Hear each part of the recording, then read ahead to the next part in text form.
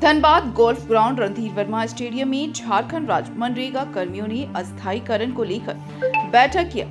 जिले के अलग अलग प्रखंड के मनरेगा कर्मी बैठक में शामिल हुए। वहीं सरकार के खिलाफ नारेबाजी व अस्थायीकरण करने की मांग की। बैठक में अस्थायीकरण करने के वायदे के खिलाफ सरकार के विरोध में चरणबद्ध आंदोलन करने की रणनीति बनाई गई। वहीं मनरेगा कर्मियों ने कहा कि 17 साल से मनरेगा कर्मी के रूप में झारखंड राज्य में 5000 लगभग मनरेगा कर्मी काम कर रहे हैं। इस दौरान अस्थायीकरण को लेकर कई बार आंदोलन किए।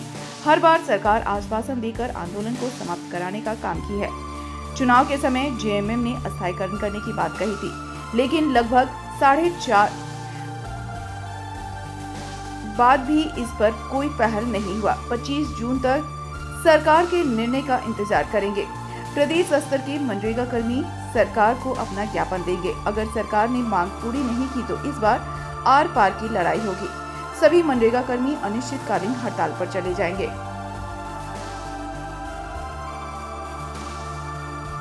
देखिए, हम लोग की जो रणनीति और ये सिर्फ एक ही मांग है।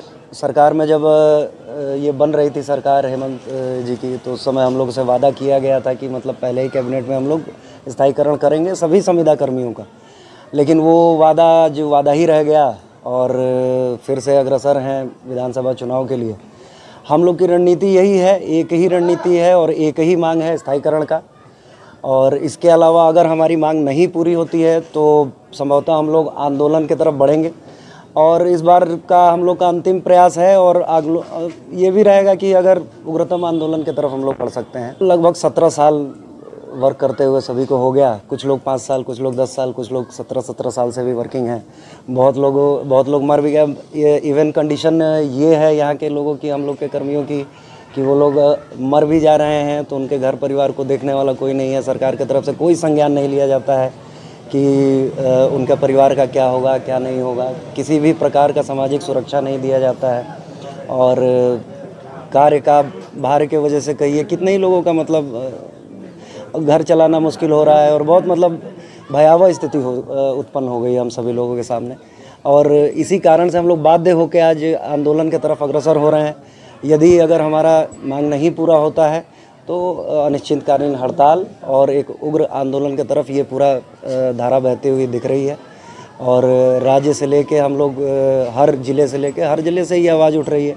आज लगभग झारखंड के लगभग जिलों में हम लोग की मीटिंग हुई है और संभवतः 25 तारीख तक हम लोग प्रयास कर रहे हैं कि राज्य सरकार से हम लोग की वार्ता हो पाए।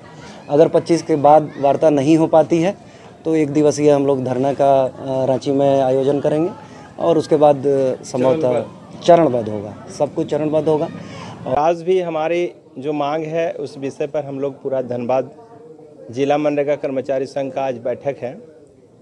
और जैसे कि आप लोग जानते हैं कि 2007 से कंटिन्यूस हम लोग का जो आज हम लोग 2024 हो गया कंटिन्यूस, हम लोग बिल्कुल ही एक अल्प मानदेय पर ये राज्य सरकार हम लोगों को एक तरह से कहिए कि शोषण कर रही है और हमेशा ही हम लोग से धोखा दिया जा रहा है।